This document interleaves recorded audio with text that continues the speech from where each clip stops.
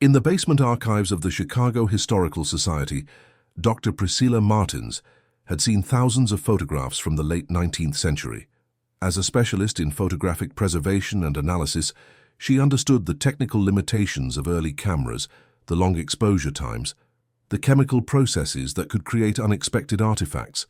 But what she discovered on that rainy Tuesday morning in October would challenge everything she thought she knew about the nature of photography itself. The photograph had arrived as part of the Morrison family collection, donated by the estate of Margaret Morrison Walsh, the last surviving member of a once prominent Chicago family. The collection contained the usual assortment of formal portraits, family gatherings, and documentation of daily life from the 1890s through the 1940s. Most would be catalogued, digitized, and filed away as historical curiosities. But this particular photograph stopped Priscilla in her tracks. The image showed a typical Victorian family portrait taken in what appeared to be a photographer's studio sometime in 1892. 5 people arranged in the formal poses common to that era. A stern-looking patriarch with a magnificent beard, his wife seated beside him in an elaborate dark dress, 2 children standing at attention, and behind them, an elderly woman who was clearly the family matriarch.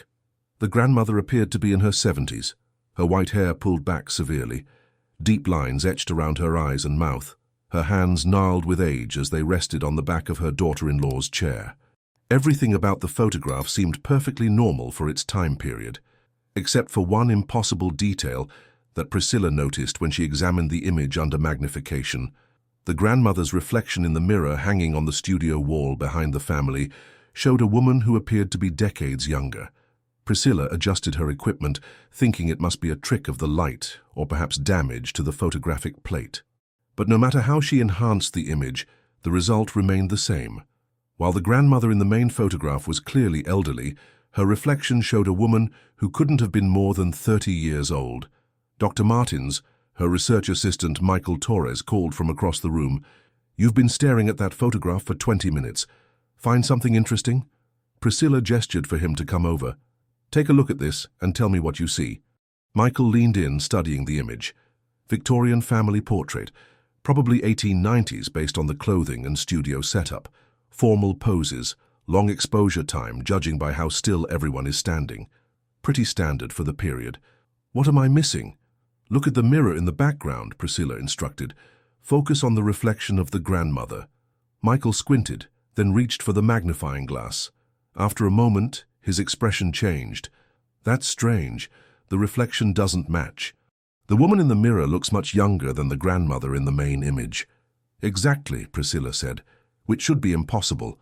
Mirrors don't lie, and photographic plates from this era couldn't create this kind of selective distortion." "Maybe it's a double exposure," Michael suggested, "or some kind of early photographic manipulation." Priscilla had considered that possibility, but the more she studied the image, the more convinced she became that it was a single, unmanipulated exposure. The lighting was consistent throughout, the grain structure uniform, and there were none of the telltale signs of composite imagery that she had learned to recognize in her years of studying historical photographs. "I need to research this family," she decided. The Morrisons. If there's something unusual about this photograph, maybe there are records that can explain it. The Morrison family had been well documented in Chicago society pages of the late 19th century. James Morrison had made his fortune in lumber, expanding his business as the city rebuilt after the Great Fire of 1871. His wife, Elizabeth, had been active in various charitable organizations. Their children, Thomas and Mary, had grown up to become respected members of Chicago society. But it was the grandmother, Agnes Morrison, who captured Priscilla's attention as she delved deeper into the family history. Agnes had been born Agnes Whitmore in 1820, making her 72 years old when the photograph was taken in 1892. She had married James Morrison's father in 1840 and had been widowed in 1875. According to family records, she had lived with her son's family until her death in 1895. What struck Priscilla as odd was how little information existed about Agnes before her marriage. Most women of that era left some trace in church records, birth certificates, or family correspondence. But Agnes Whitmore seemed to have appeared in Chicago society fully formed at age 20, with no documented history before that point. Even more intriguing were the newspaper clippings Priscilla found in the Morrison family papers. Several society columnists had remarked on Agnes Morrison's remarkable vitality for her age. One 1890 article noted that Mrs. Agnes Morrison, though well into her 70s, possesses an energy and vigor that would be remarkable in a woman half her age. Another clipping from 1893 contained an even more curious observation. Mrs. Morrison continues to be the subject of much speculation among Chicago society ladies, who whisper that she appears to have discovered the secret of eternal youth. While such gossip is surely exaggerated, one cannot help but notice that the years seem to have touched her very lightly indeed. Priscilla found herself spending more and more time researching the Morrison family, driven by a growing conviction that the photograph held secrets beyond simple optical illusion. She requested access to additional family documents, church records, and any other materials that might shed light on Agnes Morrison's mysterious past. What she discovered in the archives of St. Mary's Catholic Church would change the direction of her research entirely. The church records contained baptismal certificates, marriage licenses, and death records for the Morrison family spanning several decades. But when Priscilla examined Agnes Morrison's death certificate, dated March 15, 1895, she found a discrepancy that made her blood run cold.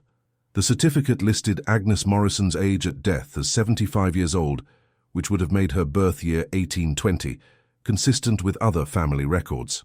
But attached to the certificate was a physician's note that told a different story. Dr. Edmund Hartwell, the attending physician, had written, "Upon examination of the deceased, I must note several anomalies that trouble my medical understanding. While family records indicate Mrs. Morrison was 75 years of age, physical examination suggests a woman no older than 35. Her teeth show no signs of age-related wear. Her skin lacks the characteristic changes of advanced years, and her internal organs appear to be those of a much younger person. I can offer no medical explanation for these observations." Priscilla stared at the document, her mind racing. A 75-year-old woman with the physical characteristics of someone decades younger. It seemed to corroborate what the photograph had suggested, that there was something fundamentally unusual about Agnes Morrison's aging process. She continued her research, searching for any other documentation that might explain the mystery. In the Chicago Tribune archives, she found an obituary for Agnes Morrison that contained another puzzling detail. Mrs. Agnes Morrison, beloved matriarch of the Morrison family, passed away peacefully in her sleep on March 15, 1895. She will be remembered not only for her charitable works and devotion to family, but for her remarkable preservation of youth and vitality throughout her long life. Many who knew her remarked that she seemed to grow younger with each passing year, a phenomenon that became something of a legend among Chicago society. The obituary went on to mention that Agnes had requested a closed casket funeral, unusual for the time period when viewing the deceased was a common practice. The family had honored her wishes, stating that she preferred to be remembered as she was in life. Priscilla's investigation took an unexpected turn when she discovered a collection of letters in the Morrison family papers, correspondence between Agnes and a woman named Celeste Dubois in New Orleans. The letters, dating from 1875 to 1894, were written in a mixture of English and what appeared to be French Creole. Most of the correspondence dealt with mundane family matters, but several letters contained references that made Priscilla increasingly uneasy. Agnes wrote frequently about her gratitude for Celeste's guidance and the success of their arrangement. She mentioned regular shipments of herbs and other materials from New Orleans, always referring to them in coded language that suggested secrecy. One letter, dated October 1890, was particularly revealing. "My dear Celeste, the years continue to fall away as you promised they would. James and Elizabeth notice nothing, though the servants whisper among themselves. I fear the children may begin to ask questions soon. Thomas remarked yesterday that I seem more energetic than when he was a boy. How much longer can this continue before someone demands answers I cannot give?" Another letter from 1892, the same year the mysterious photograph was taken, contained an even more disturbing passage. "The photographer's session went poorly yesterday. I fear the mirror may have captured what I work so hard to conceal. If anyone examines the image closely, they may see what I truly am beneath this carefully maintained facade." Perhaps it is time to consider your suggestion about relocating to New Orleans, where such things are better understood." Priscilla felt a chill as she read these words. The letters seemed to confirm that Agnes Morrison had been deliberately concealing her true appearance, and that the photograph had somehow captured evidence of this deception. But what kind of deception could explain a 70-year-old woman appearing decades younger? And what was the nature of her relationship with this Celeste Dubois in New Orleans? Determined to find answers, Priscilla began researching Celeste Dubois. What she discovered opened up an entirely new dimension to the mystery. Celeste Dubois had been a well-known figure in New Orleans society during the late 19th century, but not for conventional reasons. She was what locals called a root doctor, a practitioner of the complex spiritual and magical traditions that had developed in Louisiana through the blending of African, Caribbean, and European influences. Contemporary accounts describe Celeste as a woman of extraordinary knowledge and power, sought out by people from all walks of life for her ability to solve problems that conventional medicine and religion could not address.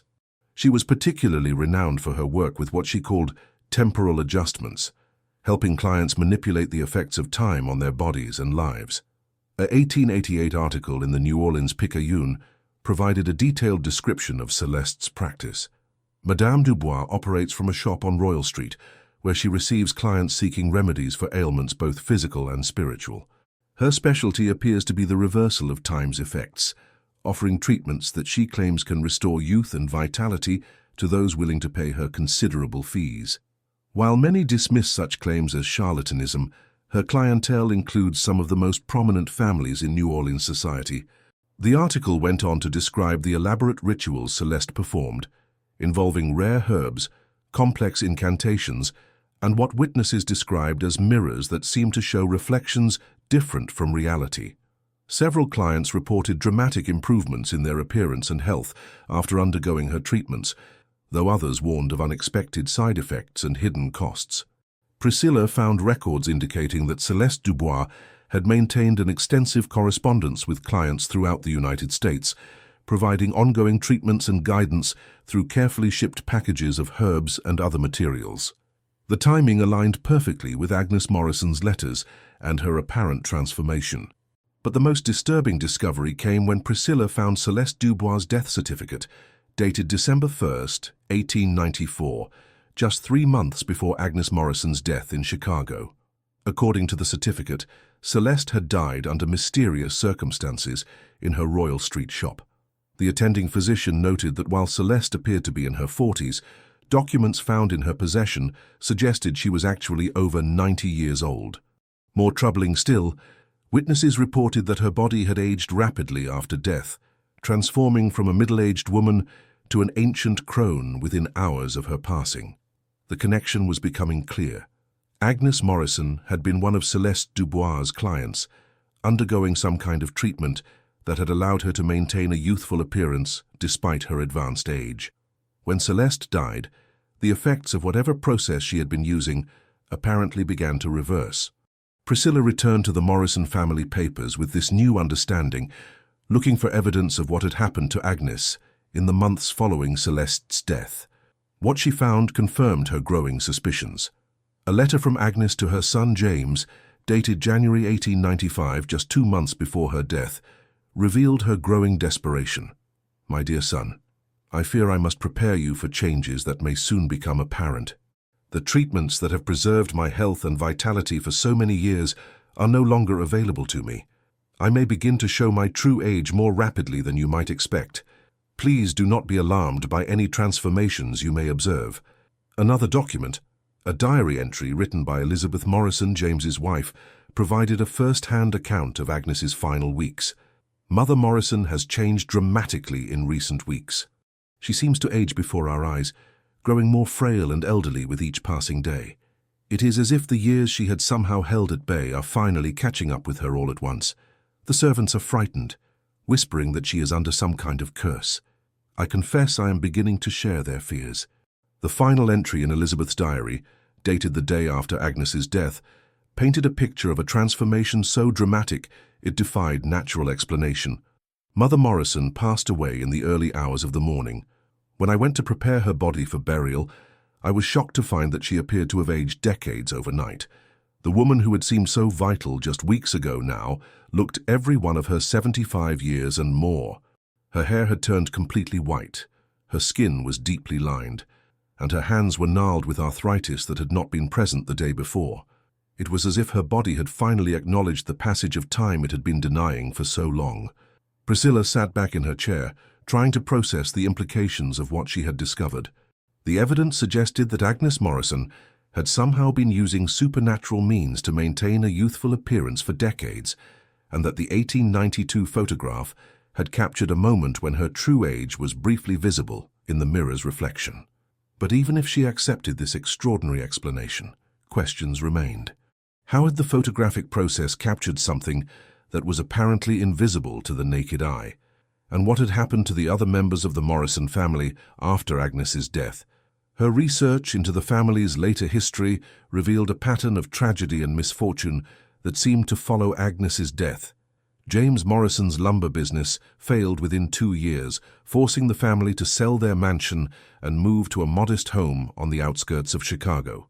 Thomas Morrison died in a carriage accident in 1898, and Mary Morrison never married, spending her final years as a recluse who rarely left her home. Elizabeth Morrison's later diary entries, which Priscilla found in a separate collection, documented her growing belief that the family had been cursed by their association with Agnes's unnatural longevity. She wrote of strange dreams, unexplained phenomena in their home, and a persistent feeling that they were being watched by unseen forces. One entry from 1899 was particularly disturbing. I am convinced that Mother Morrison's death was not the end of her influence over our family. Objects move in the night, mirrors reflect images that should not be there, and I often hear her voice calling from empty rooms. The children refuse to speak of what they see, but I know they are as frightened as I am. Whatever bargain she made to preserve her youth has left a stain on our family that may never be cleansed. Priscilla's investigation had revealed a story that challenged everything she thought she knew about the boundaries between the natural and supernatural worlds. But she was a scientist, trained to seek evidence and logical explanations. She needed to find some way to verify what she had discovered. Her opportunity came when she learned that the Morrison family mansion, though long since converted to apartments, still stood on Chicago's north side. The building's current owner, intrigued by Priscilla's research, granted her permission to examine the property for any remaining evidence of the family's presence. In the basement of the old mansion, Priscilla made a discovery that would provide the final piece of the puzzle. Hidden behind a false wall, she found a collection of items that had apparently belonged to Agnes Morrison. Bottles of dried herbs with labels written in French Creole, a hand mirror with an ornate silver frame, and a leather-bound journal filled with detailed instructions for what Agnes called temporal maintenance.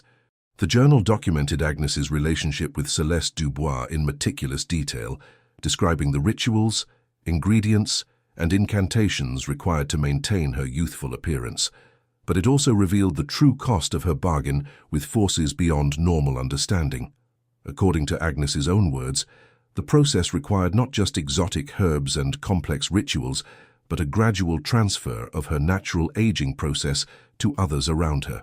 The journal contained a list of names, servants and acquaintances who had died prematurely or aged rapidly after coming into contact with Agnes. She had been literally stealing years from other people's lives to extend her own.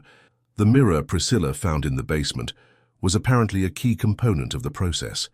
Agnes's journal explained that it had been specially prepared by Celeste Dubois to show the true state of a person's temporal essence, revealing their actual age regardless of their physical appearance. This explained why the 1892 photograph had captured Agnes's reflection as a young woman while showing her physical body as elderly. But the journal also revealed that the process was inherently unstable. Without Celeste's ongoing guidance and regular renewal rituals, the accumulated years would eventually catch up with devastating speed. Agnes had known that her death would likely trigger a cascade of consequences for her family, but she had been unable to break free from the addiction to youth and vitality that the process had created. The final entries in Agnes's journal, written in the weeks before her death, showed a woman consumed by guilt and terror. "The mirror shows me what I truly am. a creature that has cheated death for decades at the cost of innocent lives. Celeste's death has severed my connection to the forces that sustained me, and I can feel the weight of my true years pressing down like a physical burden. Soon I will face the reckoning I have avoided for so long, and I fear what my family will suffer as a consequence of my selfishness. Priscilla carefully photographed every page of the journal, documenting the herbs and other artifacts she had found. As a scientist, she remained skeptical of the supernatural explanations, but she could not deny the consistency of the evidence or the tragic pattern of events that had followed Agnes Morrison's death. When she returned to her office to compile her findings, Priscilla made one final discovery that would haunt her for years to come. While examining the 1892 photograph under high magnification, she noticed something she had missed before. In the background of the image, barely visible in the shadows behind the family, was another figure, a woman in dark clothing who appeared to be watching the photographic session from the corner of the studio. The figure was so faint that it was almost invisible, but when Priscilla enhanced the image digitally, the face became clear. It was Celeste Dubois, somehow present at the Morrison family portrait session despite being hundreds of miles away in New Orleans. Priscilla cross-referenced the date of the photograph with historical records and confirmed that Celeste had been documented as being in New Orleans on the same day the Morrison portrait was taken. Yet there she was in the photograph, watching over her client with an expression that seemed both protective and predatory. The implications were staggering. If Celeste could somehow project her presence across vast distances, what other powers had she possessed? And if she had been watching over Agnes so closely, what had happened to that supernatural surveillance after her death? Priscilla's research had uncovered a story that challenged the very foundations of reality as she understood it. A woman who had cheated time itself, sustained by dark forces that demanded payment in other people's lives, a photograph that had captured evidence of supernatural deception, and a family that had paid the ultimate price for their matriarch's bargain with powers beyond human comprehension. But even as she documented her findings, Priscilla found herself questioning whether she should share this knowledge with the world.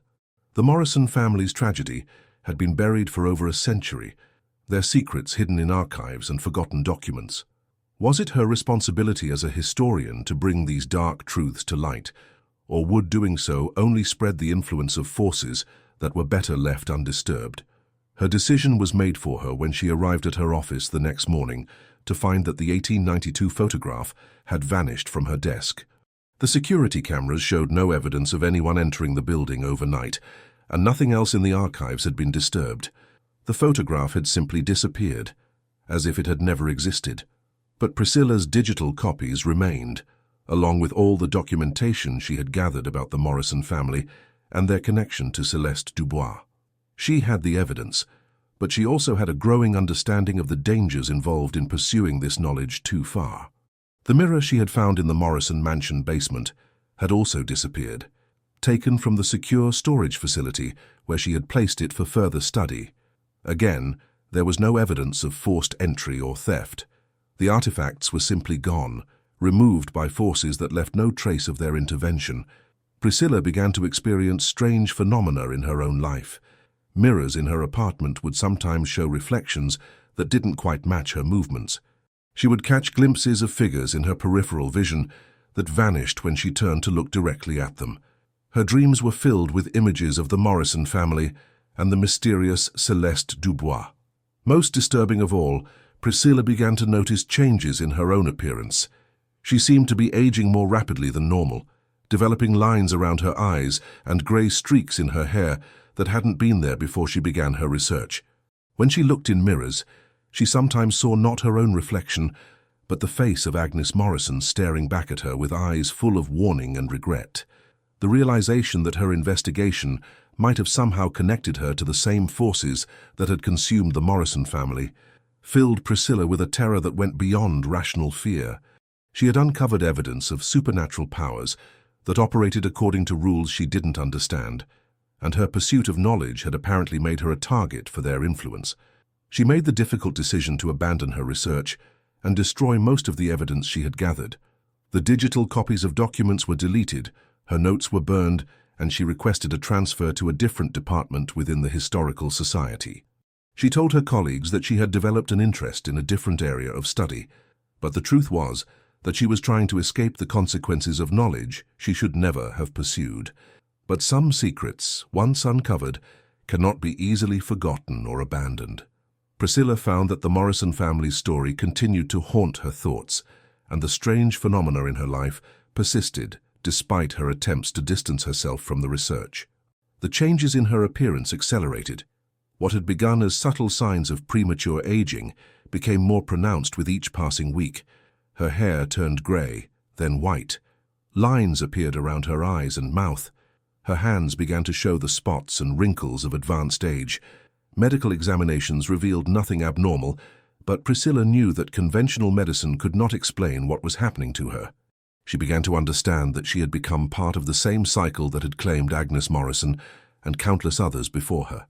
The temporal manipulation that Celeste Dubois had pioneered created a kind of spiritual debt that could only be transferred, never eliminated.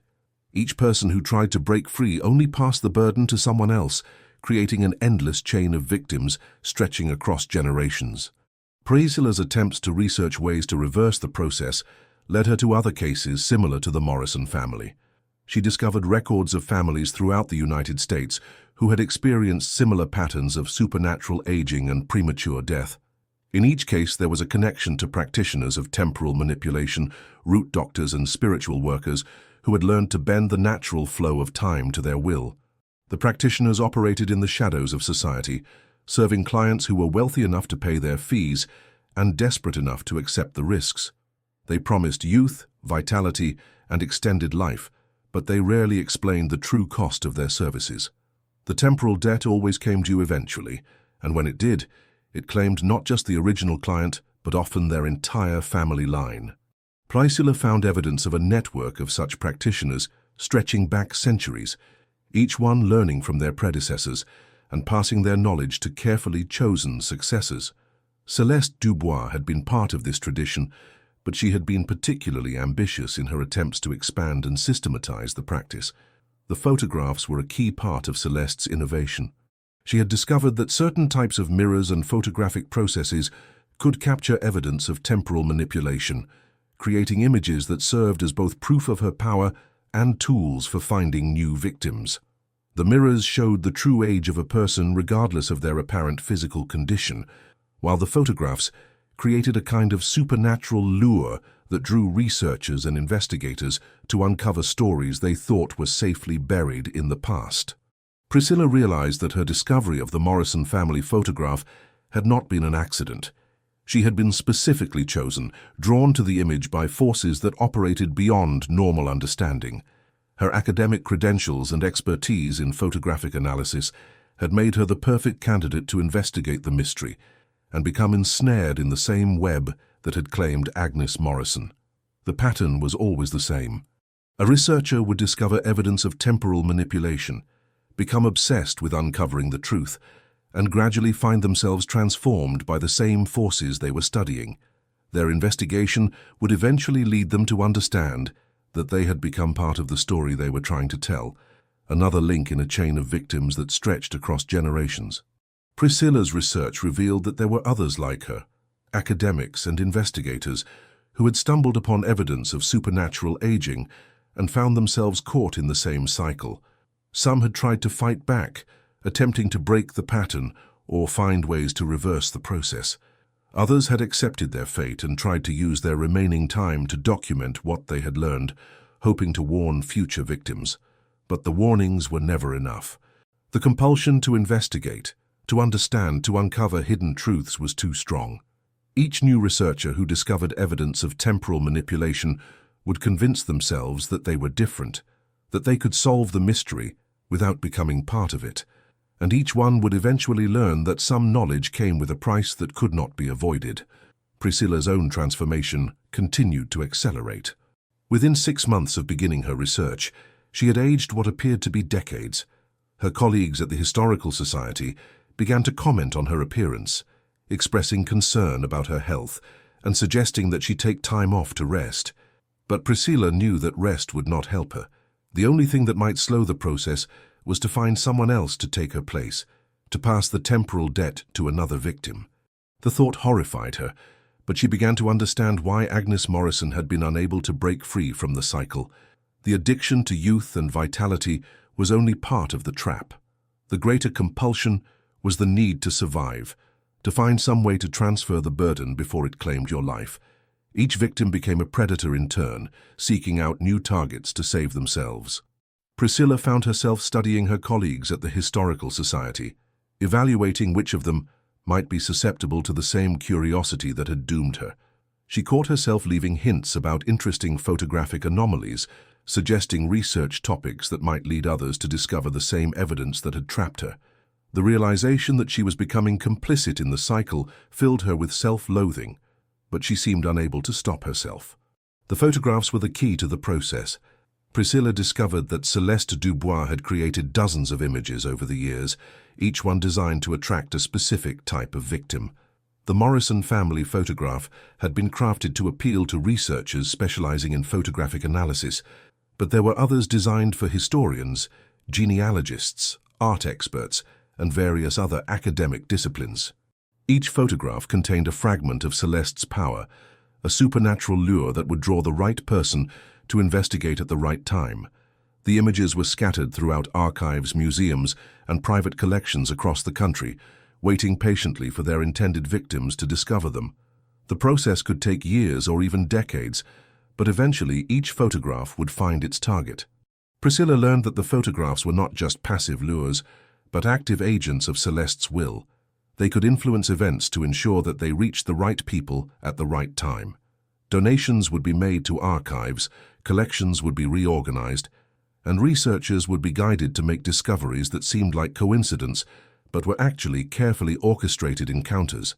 The realization that her entire career might have been shaped by supernatural forces seeking to position her for this moment filled Priscilla with a despair that went beyond her fear of aging and death.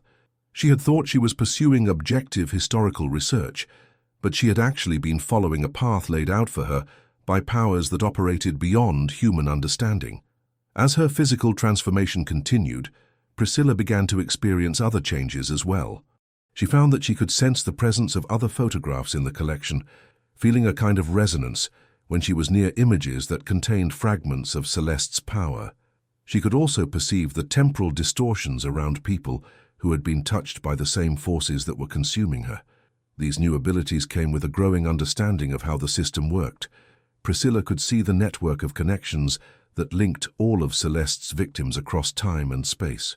She could perceive the flow of stolen years as they moved from one person to another, creating a complex web of temporal debt that spanned generations. The knowledge was both fascinating and terrifying. Priscilla found herself drawn deeper into the mystery, even as she understood that each new discovery was hastening her own destruction.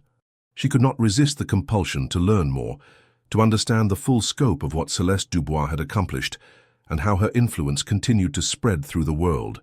Priscilla's investigation led her to discover that Celeste's network was still active, maintained by practitioners who had inherited her knowledge and continued her work. They operated in major cities throughout the United States, serving clients who were wealthy enough to afford their services and desperate enough to accept the risks. The temporal manipulation had evolved over the decades, becoming more sophisticated and harder to detect. Modern practitioners used advanced technology to enhance their traditional methods, employing digital photography and computer analysis to create more effective lures and better track their victims. They had learned to work within the systems of academic and cultural institutions, placing their photographs in collections where they would eventually be discovered by the right people.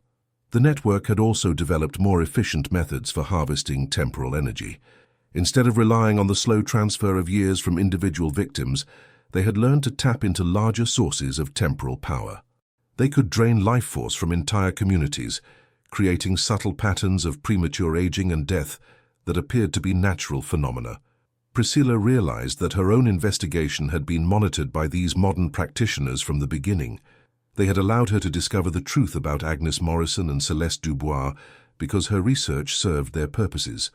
By documenting the historical precedents for temporal manipulation, she was helping to legitimize and normalize practices that might otherwise be dismissed as impossible. The practitioners were also using her transformation as a test case, studying how the temporal debt affected someone with her particular background and expertise.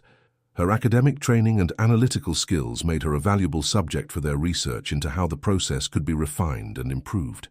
Priscilla found evidence that she was not the only contemporary victim of the network. There were others scattered throughout the academic world, researchers who had discovered evidence of temporal manipulation and found themselves caught in the same cycle. Some were fighting the process, trying to find ways to reverse or escape it. Others had accepted their fate and were working to document what they had learned. A few had gone further, becoming active collaborators with the network in exchange for temporary relief from the aging process. These individuals served as recruiters and facilitators, helping to identify new victims and guide them toward the photographs that would ensnare them. They had traded their humanity for a few extra years of life, becoming willing participants in a system that fed on human suffering. Priscilla was approached by one of these collaborators, a historian named Professor David Whitman, who had discovered evidence of temporal manipulation 20 years earlier. He had aged rapidly for several years before being recruited by the network, and his apparent recovery had been used as proof that the process could be controlled and managed. Professor Whitman offered Priscilla a similar arrangement. If she agreed to work with the network, helping to identify and recruit new victims, she could receive treatments that would slow or even reverse her aging. The temporal debt would not be eliminated, but it could be managed and transferred to others who were deemed more expendable. The offer was tempting, especially as Priscilla's physical condition continued to deteriorate. She could feel her strength fading with each passing day, and she knew that she had only months or perhaps weeks left to live if the process continued unchecked. The prospect of relief, even temporary relief, was almost irresistible. But Priscilla also understood that accepting the offer would make her complicit in the same system that had destroyed Agnes Morrison and countless others. She would become a predator, feeding on other people's lives to sustain her own. The knowledge that she was considering such a bargain filled her with shame and self-disgust. Priscilla made the decision to refuse Professor Whitman's offer and instead use her remaining time to document everything she had learned. She would create a complete record of the temporal manipulation network, exposing their methods and warning future victims about the dangers they faced. Even if her warnings were ignored, as they had been in the past, she would at least die knowing that she had tried to break the cycle. Her documentation process became a race against time as her physical condition continued to deteriorate. Priscilla worked feverishly to record every detail of her investigation, every piece of evidence she had uncovered, and every insight she had gained into how the network operated. She created multiple copies of her research, hiding them in different locations to ensure that the information would survive, even if the network tried to suppress it. As she worked, Priscilla began to experience visions of the past, seeing events from Agnes Morrison's life and the lives of other victims throughout history. She could perceive the moment when Agnes first encountered Celeste Dubois, the gradual seduction that led to her acceptance of the temporal manipulation and the growing horror as she realized the true cost of her bargain. Priscilla could also see forward in time, perceiving the future victims who would be drawn to investigate her own story. She saw researchers who would discover her documentation decades or even centuries in the future, each one convinced that they could solve the mystery without becoming part of it. The cycle would continue, as it always had, claiming new victims with each generation. The visions revealed the true scope of Celeste Dubois' accomplishment. She had not simply discovered a way to manipulate time, she had created a self-perpetuating system that would continue to operate long after her death. Each victim became a component in a vast machine designed to harvest temporal energy and transfer it to those who controlled the network. The system was parasitic, feeding on human curiosity and the desire for knowledge. It exploited the very qualities that made people valuable as researchers and scholars, turning their intellectual gifts against them. The more intelligent and capable a person was, the more valuable they became as both a victim and a potential collaborator. Priscilla realized that her own documentation efforts were part of the system's design. By creating a detailed record of the temporal manipulation network, she was providing a roadmap for future victims to follow. Her research would serve as a lure, drawing other investigators to discover the same evidence that had trapped her. But she also understood that this was the only way to fight back against the system. Knowledge was both the weapon the network used against its victims and the only tool that could potentially be used to defeat it. By documenting the truth, Priscilla was creating the possibility that someday someone would be strong enough to resist the temptation and break the cycle. During her final weeks, Priscilla made a disturbing discovery that added another layer to the mystery she had been investigating. While reviewing her documentation of the Morrison family case, she noticed patterns in the dates and events that suggested the temporal manipulation network operated according to specific cycles and schedules. The deaths of victims, the appearance of new photographs in collections, and the recruitment of collaborators all seemed to follow a complex but predictable pattern. Priscilla realized that the network was not just harvesting temporal energy randomly, but was following a carefully planned schedule designed to maximize their power and minimize detection. She discovered that major historical events, natural disasters, and social upheavals often coincided with periods of increased temporal manipulation activity.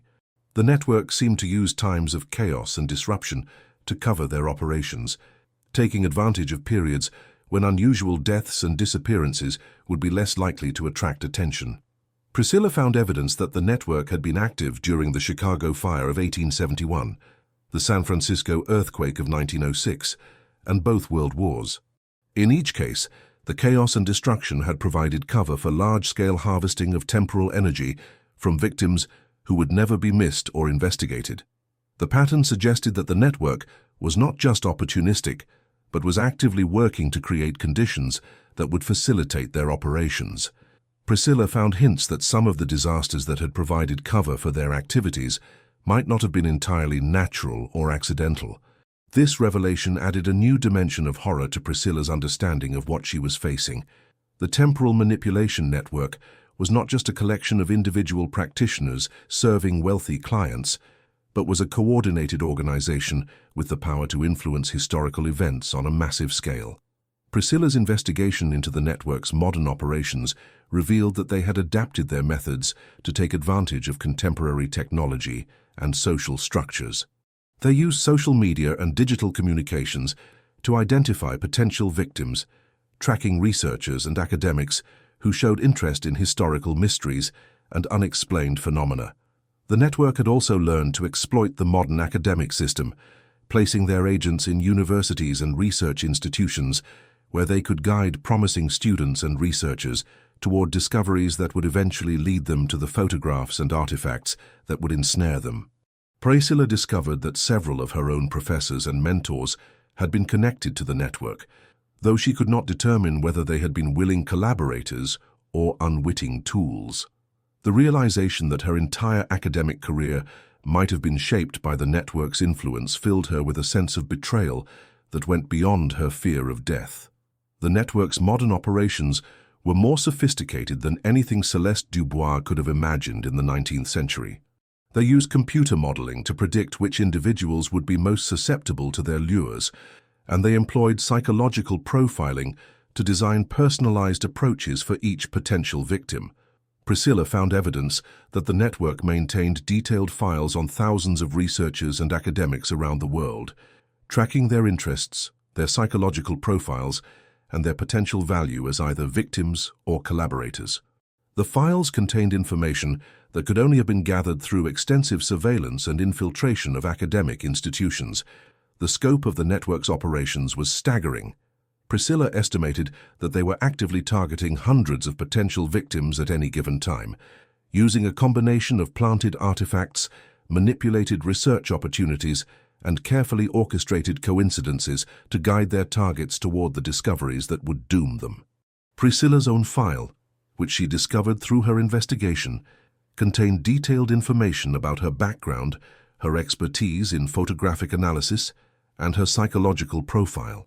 The file indicated that she had been identified as a potential victim years before she actually encountered the Morrison family photograph, and that her entire career path had been subtly influenced to position her for that moment. The network had even influenced her decision to specialize in photographic preservation and analysis, using their agents in the academic system to guide her toward that field of study. They had been preparing her for decades to become the perfect victim for their purposes. This revelation shattered Priscilla's sense of personal agency and free will. She realized that almost every major decision in her life had been influenced by forces she had never suspected existed. Her career, her research interests, even her personality traits had been shaped by the network's long-term planning. But the knowledge also gave her a new understanding of how the system worked and how it might potentially be defeated. The network's reliance on careful planning and long-term manipulation was both their greatest strength and their potential weakness.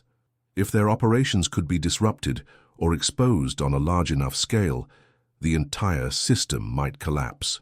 Priscilla began to develop a plan for striking back at the network, using her remaining time to create not just documentation of their activities, but a coordinated attack on their operations. She would use her knowledge of their methods and her access to their files to expose their agents and disrupt their carefully laid plans. The plan was ambitious and dangerous, requiring Priscilla to make contact with other victims of the network and coordinate a simultaneous revelation of their activities across multiple institutions and countries.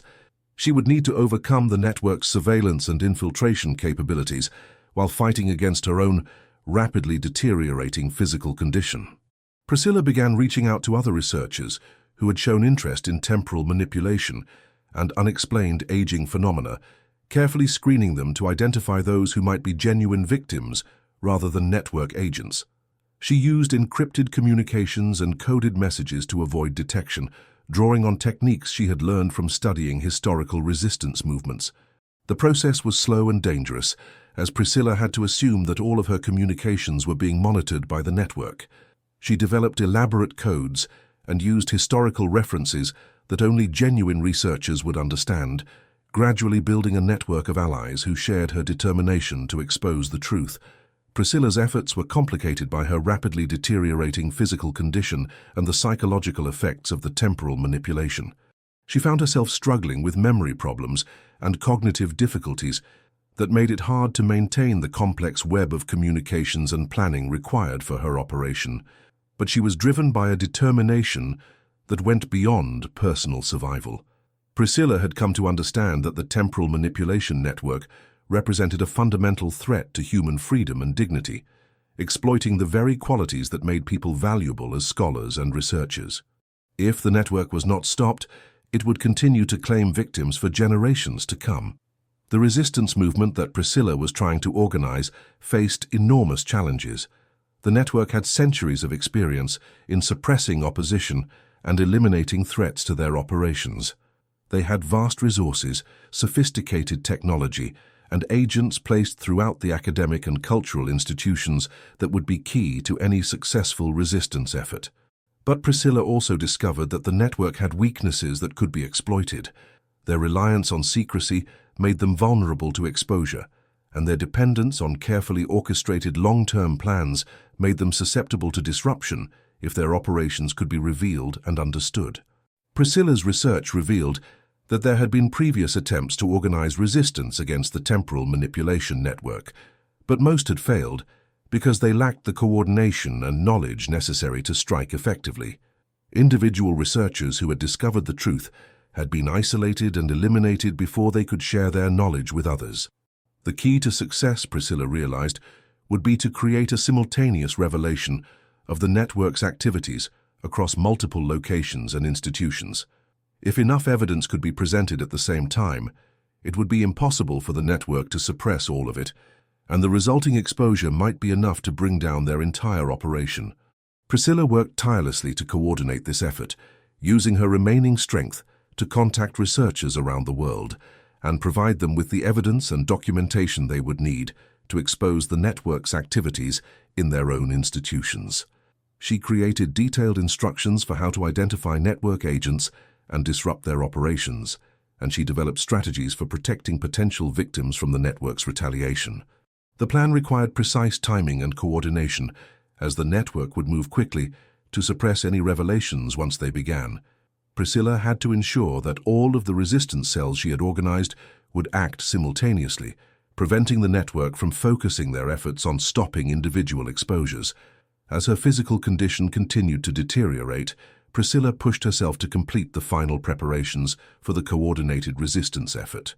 She knew that she would not live to see the results of her work, but she was determined to give the resistance the best possible chance of success.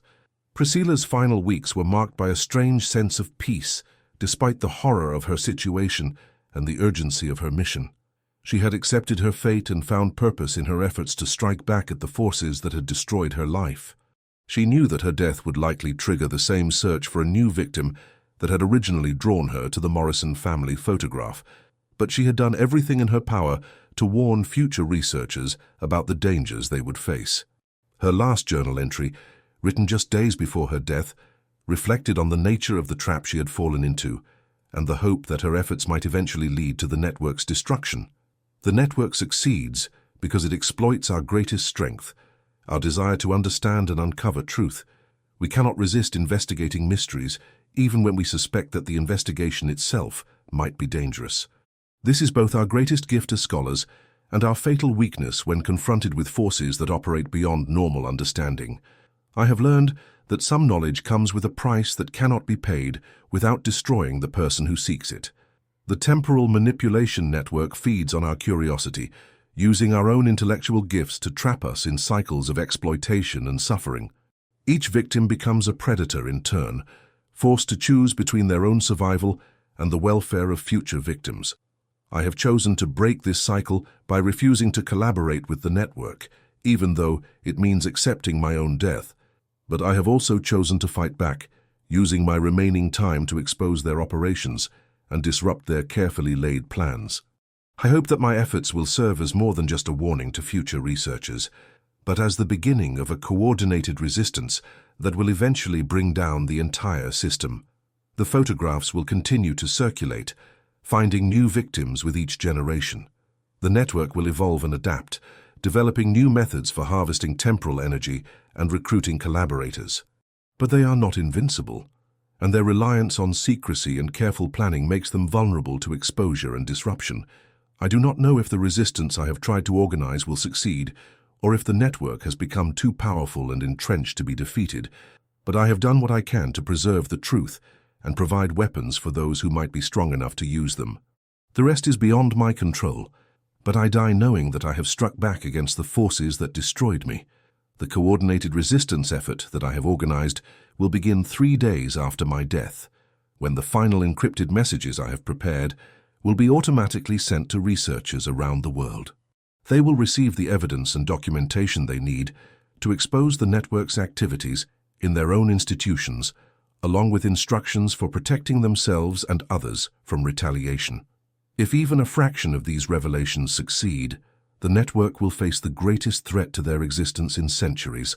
They will be forced to abandon their carefully laid plans and retreat into deeper secrecy, buying time for future generations of researchers to continue the fight.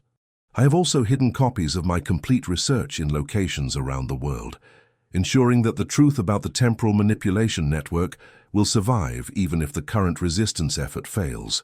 Future investigators will be able to build on my work, learning from my mistakes, and developing more effective strategies for fighting back.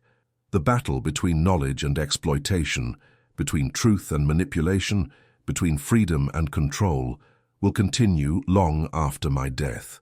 But I have given the forces of truth and freedom new weapons to use in that battle, and I have shown that the network can be fought and their operations can be disrupted. My greatest hope is that someday, someone will be strong enough to resist the temptation of forbidden knowledge entirely, breaking the cycle that has claimed so many lives.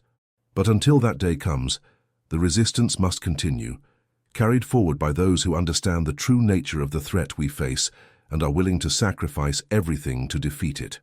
Priscilla Martins died on a Tuesday morning in October, exactly 1 year after she had first discovered the Morrison family photograph. Her body showed signs of extreme aging, as if she had lived decades in the span of months. The official cause of death was listed as natural causes related to advanced age, though her birth certificate indicated she was only 34 years old. 3 days after her death, researchers around the world began receiving encrypted messages containing detailed evidence of the temporal manipulation network's activities. The coordinated revelations that followed sent shockwaves through the academic community and beyond, exposing centuries of exploitation and supernatural manipulation. The network fought back viciously, using all of their resources to suppress the revelations and eliminate the researchers who had received Priscilla's evidence. But the coordinated nature of the resistance effort made it impossible for them to stop all of the exposures, and for the first time in their long history, they found themselves truly threatened. Some of the revelations were successfully suppressed, and many of the researchers involved paid with their lives for their courage in exposing the truth.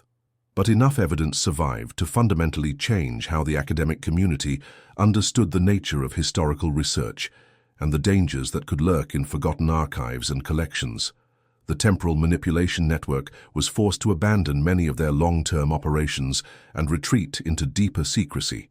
Their carefully placed photographs were removed from collections around the world, and their agents in academic institutions were exposed and eliminated.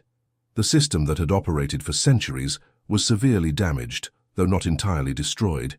Priscilla's research materials were discovered in her apartment, carefully organized and documented. But along with her historical research, investigators found evidence of the vast conspiracy she had uncovered and the resistance movement she had organized. The documentation included detailed files on hundreds of researchers and academics around the world, evidence of a network that had been operating for centuries, and plans for continuing the fight against the temporal manipulation system. The Chicago Historical Society received copies of Priscilla's work, along with instructions that the materials should be made available to researchers studying photographic anomalies and historical mysteries. But they also received warnings about the dangers involved in investigating such phenomena and recommendations for security measures to protect researchers from the network's influence. Among Priscilla's papers was a single photograph, apparently taken in the 1890s, showing a woman who looked exactly like Priscilla standing beside Agnes Morrison in what appeared to be a photographer's studio. The image was impossible, of course, but it served as proof that the Temporal Manipulation Network had successfully claimed another victim and added her to their collection of tools for finding new targets. But this photograph was different from the others in the network's collection. Priscilla had somehow managed to alter it during her final weeks, embedding hidden messages and warnings that would be visible only to researchers who knew what to look for. The image served not just as a lure for new victims, but as a weapon in the ongoing war against the forces that had created it. The photograph was placed in the Morrison family collection, waiting for the next researcher who would be drawn to investigate its impossible contents. But now it carried with it the possibility of resistance rather than just inevitable doom, and in the reflection of a mirror visible in the background of the image, a figure could be seen watching with patient, eternal eyes, ready to begin the cycle anew, but no longer certain of victory. The network continued its work as it always had, but now it faced organized opposition from those who understood its true nature and were willing to fight back. The war between knowledge and exploitation, between truth and manipulation, between freedom and control, would continue across generations, with each side adapting and evolving in response to the other. Priscilla Martins had died, but her resistance lived on, carried forward by others who had learned from her sacrifice and were determined to break the cycle that had claimed so many lives. The photographs still waited in archives and collections around the world, ready to begin their deadly work once again. But now they faced researchers who were armed with knowledge and prepared to fight back against the forces that sought to exploit their curiosity and dedication to truth.